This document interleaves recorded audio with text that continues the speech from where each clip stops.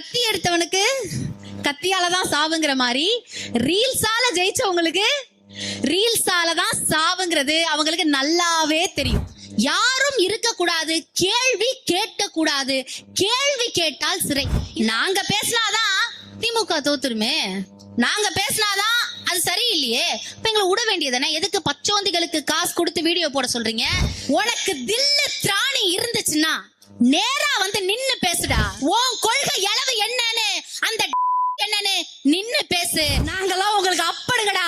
ஒரு தடவை வந்து நீங்க பண்ணிட்டு போவீங்க, திரும்ப உட்கார்ந்து வேடிக்கை பார்த்துட்டு இருக்கிறதுக்கு எங்களை என்ன சொம்ப நினைச்சீங்களா? டயா பூஸ்டர் சுகரை கண்ட்ரோல் பண்ணும், உங்க ஆரோக்கியத்தை மீட்டு தரும். சர்க்கரையை கட்டுப்படுத்துறதுக்கான எளிமையான வழிமுறை, இயற்கையான வழிமுறை. அனைத்து மருந்து கடைகளிலும் கிடைக்கும். இன்னைக்கு வந்து வை ஜென்சி அப்படிங்கிற அந்த ஒரு கேள்வி, இந்த கேள்வியை வந்து நான் ரெண்டா பிரிக்க விரும்புறேன். வை ஜென்சின்னு நான் ஏன் வச்சேன், இந்த ஒரு தலைப்பை ஏன் நான் எடுத்தேன்னா, முதல் விஷயம் வந்து ஏன் தற்பொழுது நமக்கு ஜென்சி அப்படிங்கிற ஒரு விஷயம் நமக்கு தேவை. ரெண்டாவது, ஏன் டிவி கேக்கு ஜென்சி தேவையில்லை. வை ஜென்சி டிவி கேக்கு தேவையில்லை, வை ஜென்சி இந்த திராவிட சமுதாயத்திற்கு தேவை அப்படிங்கிறது தான் இன்னைக்கு என்னுடைய தலைப்பு. இப்போ நீங்க திராவிட சித்தாந்தத்தை உள்ளடக்கிய ஒரு ஜென்சிக்கான பார்வை இருக்கு. இன்னைக்கு நீங்க ஏன் பேசுறீங்க எங்களை கேக்குறாங்க. நீங்க எல்லாம் ஏன் பேசுறீங்க? பேசாதீங்க, நீங்க எல்லாம் பேசுறத நிறுத்துங்க. ஏன்னா நீங்க பேசியதான் திமுகவை தோக்கடிக்க போறீங்க. அதனால நீங்க யாருமே பேசாதீங்க, வாயை மூடுங்கன்னு சொல்லி எங்க பார்த்தாலும் விஷயங்கள் வந்துகிட்டே இருக்கு. இப்ப இங்க ஒரு தோழர் உங்கள்கிட்ட ஒரு செய்தி வருது, அந்த செய்தியை எப்படி பார்க்கணுங்கிற ஒரு செய்தி வருது, அதை டைவர்ட் பண்றதுக்கு அவங்க எப்படி பல செய்திகளை கொண்டாந்து கொடுக்குறாங்கன்னு அந்த பார்வையை வந்து உங்களுக்கு சொன்னாரு. பள்ளிக்கூடங்கள்ல இருக்கக்கூடிய பிள்ளைங்கள்ட்ட போய் அரசியல் நுழைக்கிறாங்க. ஏன் நுழைக்கிறாங்கன்னா அது அவங்களுடைய ஹேபிட். அவங்க வந்து சினிமா துறையில இருக்கும் பொழுதும் நீங்க விஜய் அவர்களுடைய படம்லாம் நீங்க பாத்தீங்கன்னா தெரியும், குழந்தைகளை கவருவது போலவே நிறைய சீன்ஸ் அதுல வைப்பாரு. ஏன்னா அவருக்கு அந்த குழந்தைகள் மீது ஈர்ப்பா இருந்தாங்கன்னா அவங்க வளர்ந்தாலும் நம்ம மீது அந்த பற்று இருக்கும், அந்த பாசம் இருக்குங்கிற மாதிரி அதே ஃபார்முலாவை இங்கேயும் அரசியல்லையும் அப்ளை பண்ணி எல்லா பள்ளிக்கூடங்களையும் எவ்வளவு முறை சொன்னாலும் ஒன்னும் இல்ல, நீங்க தாவேகா கட்சி நிர்வாகியா இருந்தா போதும், கழுத்துல ஒரு துண்டை போட்டுட்டு ரோட்ல போற ஒரு லாரியை நிறுத்தி கூட, என்னங்க இந்த டயர்லாம் பழசா இருக்கு, கழட்டி போட்டு வேற மாத்துங்க, இல்லன்னா வெட்டுங்கன்னு சொல்ற அளவுக்கு அவங்களுக்கு இந்த உரிமைகளை யார் கொடுத்தான்னு ஒருத்தவங்க வந்து கேள்வி கேட்க கூடாது. யாருன்னே தெரியாதவங்க வந்து ஏதாவது ஒரு கட்சி கூட்டத்துல, எந்த கட்சி கூட்டமாக இருக்கட்டும், முன் வரிசையில் நம்ம உட்கார்ந்து இருக்காங்களா? இல்ல, ஏன்னா நிர்வாகிகள் இருப்பாங்க. ஆனா தற்பொழுது அந்த திரையை கிழித்து இங்கு சாமானிய மக்கள் முன்னே வந்து அமர்ந்து இங்கு எல்லாவற்றையும் பேச வேண்டும், கேட்க வேண்டும் என்ற சூழ்நிலையை உருவாக்கியது ஜென்சி. இப்படியான ஒரு பேச்சுரையாடலை நம்ம கிட்ட சுதந்திரமாக நான் யாரோ நீங்கள் யாரோ நம்ம எல்லாருமே திராவிடத்தால் இணைகிறோம் அப்படிங்கிற ஒரு புள்ளியை கொண்டு வந்து வச்சது ஜென்சி. அதனால் இங்க நமக்கு அந்த ஜென்சியினுடைய தேவை இருக்கிறது அப்படின்னு நம்ம போறோம். இப்ப நாங்க பேசுறோம், பள்ளிகள்ல எப்படி பண்றாரு, கல்லூரிகள்ல உள்ள போய் பல விஷயங்கள் பண்றாரு அப்படின்னு நாங்க பல பேரா பேசிக்கிட்டே இருக்கோம். டிவிகேவின் தலைமைக்கு நல்லா தெரியும் அவங்க என்ன நினைக்கிறாங்க அப்படின்னா, கத்தி எடுத்தவனுக்கு கத்தியாலதான் சாவுங்கிற மாதிரி ரீல்ஸால ஜெயிச்சவங்களுக்கு ரீல்ஸாலதான் சாவுங்கிறது அவங்களுக்கு நல்லாவே தெரியும். அதனாலதான் பேசக்கூடியவர்களை பேச விடாமல் ஆக்குறாங்க. நாங்க அண்ணாவினுடைய வரலாறை பேசுறோம். இப்ப தோழர் யாசர் அராஃபத் பேசுவாரு, சையத் பேசுவாரு, ஹேமந்த் பேசினாரு, இதற்கு முன்பாக இருக்கக்கூடிய தோழர் பேசினார். நாங்க எல்லாம் நம்மளுடைய திராவிடத்தில் அண்ணா என்ன செய்தார், பெரியார் என்ன செய்தார், அண்ணா ஒரு விஷயத்தை மாநில சுயாட்சி எடுத்தார்னா பெரியார் இருந்து அவர் கத்துக்கிட்டார், பெண்ணுரிமையை வாங்கி தந்தார், கலைஞர் என்ன செய்தார் அப்படின்னு நம்ம ஒவ்வொரு விஷயங்களா போய் மக்கள்கிட்ட சேர்த்து இதுதான் அடித்தளம், இதுல இருந்து உருவானதுதான் தமிழகம்னு பேசுவதற்கு யாரும் இருக்கக்கூடாது. கரண்ட் இஷ்யூவை கொண்டு வந்து உங்கள் முன்னால் புகுத்துவதற்கும் யாரும் இருக்கக்கூடாது. அதனால அவங்க என்ன பண்றாங்க அப்படின்னா, யாரும் இருக்கக்கூடாது, கேள்வி கேட்கக்கூடாது, கேள்வி கேட்டால் சிறை. இதுல அவங்க 3 டெக்னிக் வச்சிருக்காங்க. டிவிக்கே ஏன் ஜென்சி வேணாம் அப்படின்னு எங்களுக்கு எதிராக பரப்புகிறது அப்படின்னா 3 விஷயம். நம்பர் 1, பச்சோந்திகளை பேச வைப்பது. எப்படி? பச்சோந்திகள், அதாவது அவர்கள் எந்த கட்சியினராக வேணா இருக்கலாம். இப்ப டிவி கேக்கு போலாம். ஒரு மூத்தவர் பேசுற வீடியோ நீங்க பாத்தீங்களா? வேணாம்ப்பா. எப்படி பாத்தீங்களா? அது எல்லாரும் வேணாம்ப்பா, விட்டுருங்க, நீங்க எல்லாம் பேசுறத நிறுத்துங்க. இந்த ஜென்சி டிஎம்கேன்னு எங்க 6 பேர் போட்டோ அதுல போட்டு நீங்க எல்லாம் பேசுறத நிறுத்துங்க. நீங்க எல்லாம் ஏன் பேசுறீங்க? ரொம்ப தப்பா போயிட்டு இருக்கு நீங்க பண்ணிட்டு இருக்கிறது. எங்க பார்த்தாலும் தப்பா போகுதுன்னு ஒரு ட்ரெண்ட காசு கொடுத்து, எப்படி காசு கொடுத்து ஆள் வச்சு செட் பண்ணி ஒரு வீடியோ போடுறாங்க. இத சமூக வலைதளத்துல பரப்பி விடுறாங்க. இத நிறைய பேர் ஷேர் பண்றாங்க. இன்னும் இதுல மிகப்பெரிய கொடுமை என்னன்னா, அதை திராவிட சிந்தனை உள்ள இருக்கக்கூடிய, அது திராவிடியன் ஐடியாலஜி இருக்கும், திமுகவா இருக்கட்டும், அதிமுகவா இருக்கட்டும், திராவிட கழகமா இருக்கட்டும், முக்கியமா திமுகவில் இருப்பவர்களே நம்புகிற அளவிற்கு, எப்படி நம்மளே நம்புற அளவுக்கு ஒரு விஷயத்தை காசு கொடுத்து எப்படி வந்து குழந்தைகளை கிள்ளிவிட்டு நீங்க எப்படி கிண்டர் ஜாய் கேட்பீங்களோ, அது போல உங்க அப்பா அம்மா கிட்ட போய் நீங்க என்ன பண்ணுங்க, எங்களுக்கு ஓட்டு போடுங்கன்னு கேளுங்கன்னு சொல்லி குழந்தைகளை ஏவி விட்டு எப்படி இவர்கள் ஆட்சி பிடித்தார்களோ அதே போல இன்னைக்கு என்ன பண்றாங்க அப்படின்னா, இது போன்ற பச்சோந்திகளை விலைக்கு வாங்கி இன்னைக்கு பேசிட்டு இருக்காங்க. அவர் எப்படி பச்சோந்தினா, இன்னைக்கு நம்முடைய அண்ணன் லயோலா மணி இருக்கார்ல, அவருக்கு சாதகமா ஒரு வீடியோ போட்டிருக்காரு இன்னைக்கு அவர் 2-3 நாளா. அப்ப இதற்கு முன்பாகவே பிளான் பண்ணி இவங்க பண்றது. ஆனா எங்களை என்ன பண்றது அப்படின்னா, நாங்கெல்லாம் காசு வாங்கிட்டு தான் நாங்க திராவிடத்தை பற்றி பேசுகிறோம் அப்படிங்கிற ஒரு சூழ்நிலையை உருவாக்கி கொண்டே இருக்கிறார்கள். நம்பர் 1, டிவிகேக்கு ஏன் ஜென்சி வேண்டாம் அப்படின்னா, ஃபர்ஸ்ட் விஷயம், அதை எப்படி அவர்கள் நிறுத்துகிறார்கள் அப்படின்னா பச்சோந்திகளை பேச வைக்கிறார்கள். நம்பர் 2, போலீஸ் கேஸ், கைது. நீங்க ஏதாவது ஒரு வரி, ஒண்ணும் இல்ல, நீங்க செஞ்சா ஊழல், நாங்க செஞ்சா ஊழல், நீங்க செஞ்சா தவறா அப்படின்னு ஒரு தோழர் கேட்டாரு பொலிட்டிக்கல் மாப்பிள்ளைங்கிற பேஜ்ல. அவரை தூக்கி உள்ள வச்சுட்டாங்க.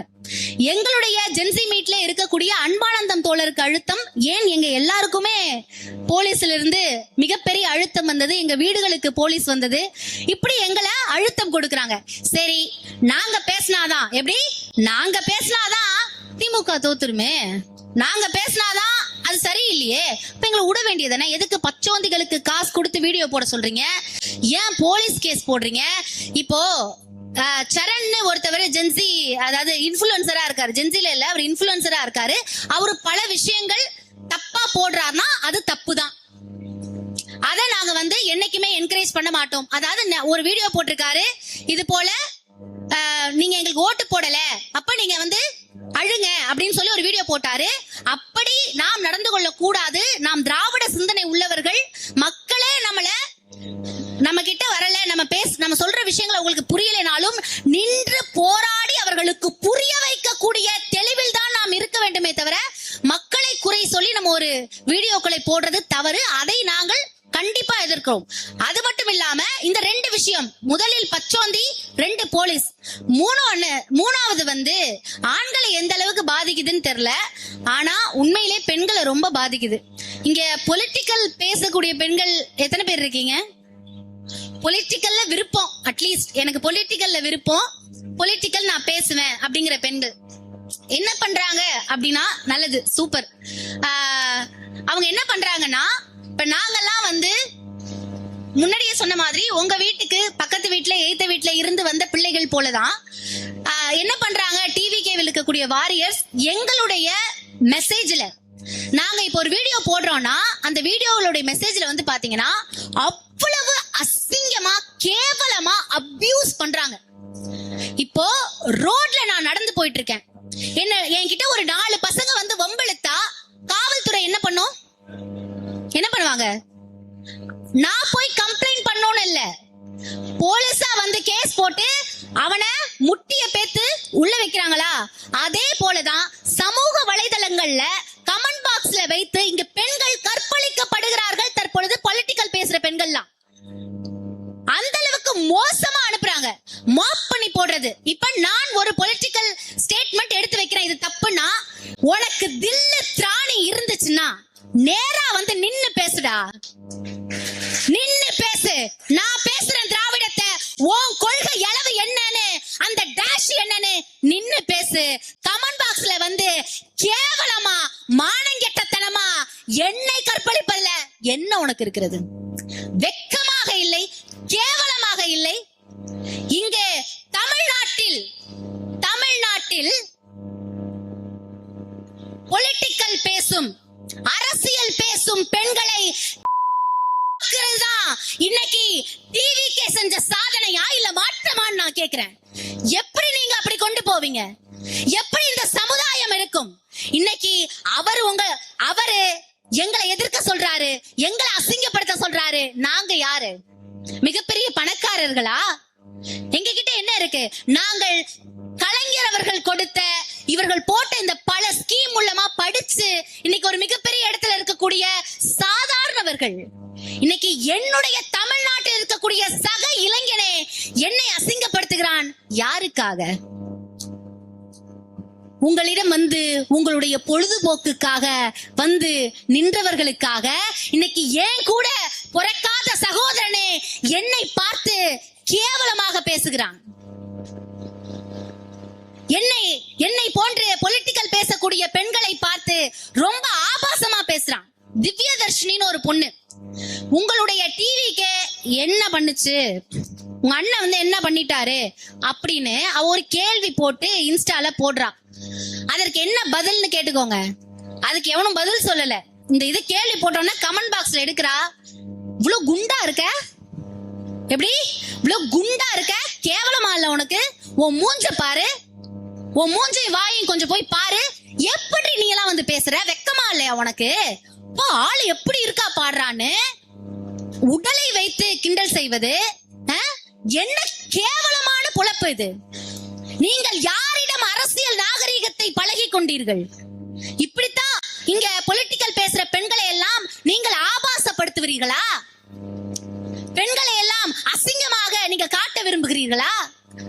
அப்படி இல்லனா ஏதாவது ஒரு அரசியல்வாதி கூட என்ன கூட மாப் பண்ணி போடுறது. இப்படி எல்லாம் பண்ணா இன்னைக்கு வந்து ஜென்சி நின்றோம். எப்படி முதல்ல பச்சோந்திகளை வைத்து பேச வைப்பது, இரண்டாவது போலீஸ் மூலம் அழுத்தம் கொடுத்து கேஸ் போடுறது, மூணாவது அசிங்கப்படுத்தி விடணும், பயமுறுத்தி விடணும் போலீஸ காட்டி. நான் சைபர் கிரைமில் இருப்பவர்களுக்கும் நீதி அரசர்களிடமும் ஒன்று கேட்டுக்கொள்கின்றேன். எப்படி ரோட்ல நான் போய் என்கிட்ட யாராவது ஒம்பளுத்தா நீங்களே கேஸ போட்டு உள்ள தூக்கி போடுறீங்களோ, அது போல சைபர் கிரைம் இந்த சமூக வலைதளங்களில் கமெண்ட் பேஜ் என்ற இடத்தில் வந்து இங்கே பொலிட்டிக்கல் பேசும் பெண்களை ஆபாசமாக கமெண்ட் பாக்ஸில் வைத்து கற்பழிக்கும் அந்த விஷயத்திற்கும் சரியான நடவடிக்கை அவர்கள் மீது எடுக்க வேண்டும். இதை நம்ம மேற்கொண்டு எடுத்துட்டு போகணும். ஏன்னா இங்கு தளம் மாறி இருக்கு. இன்னைக்கு பெண்களை சரியா வழிநடத்தக்கூடிய தளங்கள் மேல பேசவே கூடாது.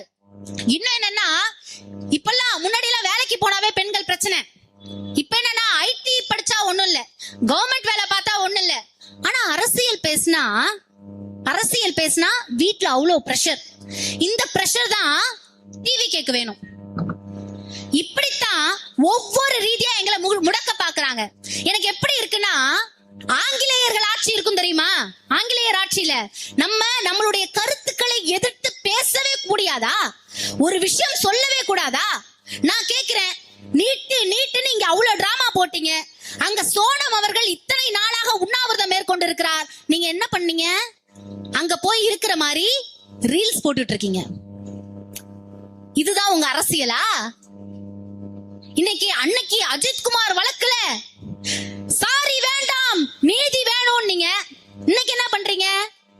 எங்க இருக்காரா அப்படி ஒருத்தர் இருக்காரா? அந்த மாதிரி ஒரு விஷயம் தமிழ்நாட்டுல நடந்துதானே தெரியாத லெவலுக்குள்ள போயிட்டு வந்துட்டு இருக்கீங்க.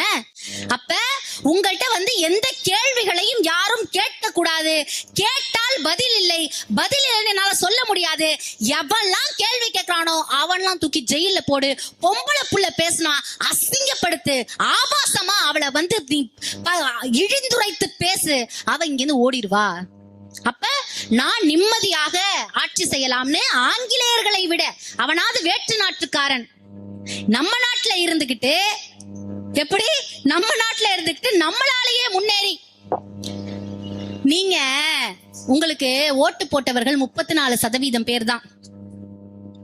மற்ற வீட்டில் இருக்கக்கூடிய பெண் பிள்ளைகளை நீங்கள் இவ்வளவு அசிங்கமாக பேசினீர்கள் என்றால் நாங்கள் எச்சரிக்கிறோம்.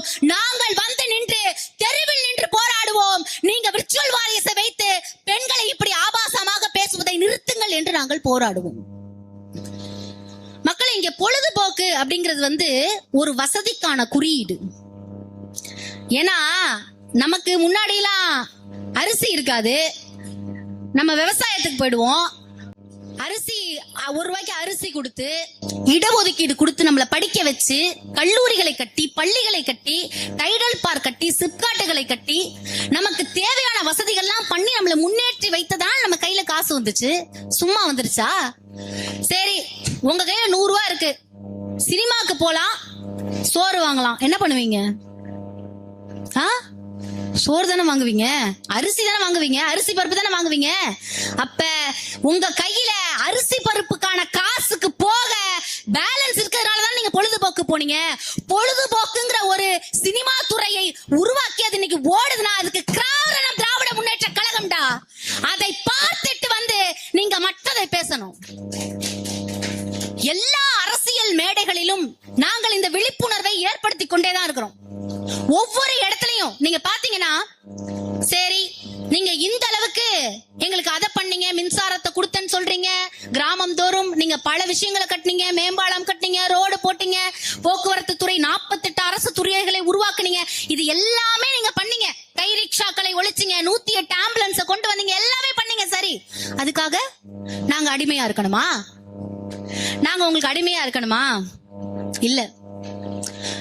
திராவிட சிந்தனை உள்ளவர்கள் என்றைக்குமே ஒருவர் இன்னொருவருக்கு அடிமையாக இருக்க வேண்டும் என்று நினைப்பதில்லை. அடிமைத்தனத்திலிருந்து உங்களை வெளியே எடுத்து வந்தது திராவிடம் என்று மறந்து விடாதீர்கள். சரி, ஓட்டு போடணுமா? தோத்துட்டீங்க. எப்படி தோத்துட்டீங்க? நீங்க தோத்துட்டீங்க, நாங்க ஜெயிச்சிட்டோங்கிறத உங்களால ஒத்துக்க முடியல, அதனால அழுதுகிட்டே இருக்கீங்க. நிதி ஆயோக் கூட்டத்துல போய் பெண்கள் 43% பேர் தமிழ்நாட்டில் இருந்து வேலைக்கு போகிறார்கள். அவ்வளவு பெரிய தமிழகம் படித்த சமூகமாக இருக்கிறது, தமிழ்நாட்டில் இருக்கக்கூடிய சமூகம்னு நீங்கள் பீத்தி கொள்ளும் பொழுது தெரியவில்லையா? தமிழ்நாடு இப்ப இந்த அளவுக்கு தமிழ்நாடு இருக்குது அப்படிங்கும் பொழுது நீங்க ஓட்டு போட முடியும். தமிழ்நாடு அது ஒரு வளர்ச்சி பாதையில் போகிறதா போகலையா அப்படின்னு பார்த்தா ஓட்டு போட முடியும். அதனால அதை பார்த்து ஓட்டு போடுங்க அப்படின்னு கேட்கறதுல தவறு இல்ல. அது எங்களுடைய ஜனநாயக உரிமை. ஆமாம், நாங்கள் தோற்றுவிட்டோம். நாங்கள் வெற்றியை விட தோல்வியை தான் அதிகமாக பார்த்திருக்கிறோம். ஏனென்றால் நாங்கள் ஆதிக்க ஜாதியை எதிர்த்திருக்கிறோம். ஆதிக்கம் எவெல்லாம் பண்றானோ அதையெல்லாம் எதிர்த்து நின்று போராடி இடஒதுக்கீடு பெற்று மக்களை முன்னேற்றியது திராவிட முன்னேற்ற கழகம். எல்லாம் கரவம் வச்சு இங்க திமுகவை பழி வாங்கத்தான் செய்வான். நம்ம முன்னாடி எதிர்ப்பு அதிகமா இருக்கத்தான் செய்யும். அதையும் மீறி நாங்கள் வந்து கொண்டே இருப்போம். என்ன நினைச்சிட்டு இருக்காங்க டிவி கேலன்னா, சரி நம்ம இப்படி போய் ஜென்சி டிஎம்கே எதுக்குன்னு சொல்லி ஒரு 10 பேரை வீடியோ போட வச்சு ஜென்சி டிஎம்கேங்கிற ஒரு விஷயம் திமுக காரனே அந்த நெருப்புல வந்து தண்ணிய ஊத்தி அணைக்கிற அளவுக்கு நம்ம பரப்பி விட்டுருவோம் அப்படின்னு அந்த ஸ்ட்ராட்டஜியை ஃபாலோ பண்ணாங்க. கலைஞர் ஸ்டைல்ல சொல்லணும்னா, டேய் நாங்கெல்லாம் உங்களுக்கு அப்படுங்கடா, ஒரு தடவை வந்து நீங்க பண்ணிட்டு போவீங்க, திரும்ப உட்கார்ந்து வேடிக்கை பார்த்துட்டு இருக்கிறதுக்கு எங்களை என்ன சொம்ப நினைச்சீங்களா? நின்னு போராடுவோம். தமிழகம் எங்கும் ஜென்சி நடக்கும். முடிஞ்சா தடுத்துக்கங்க. நன்றி.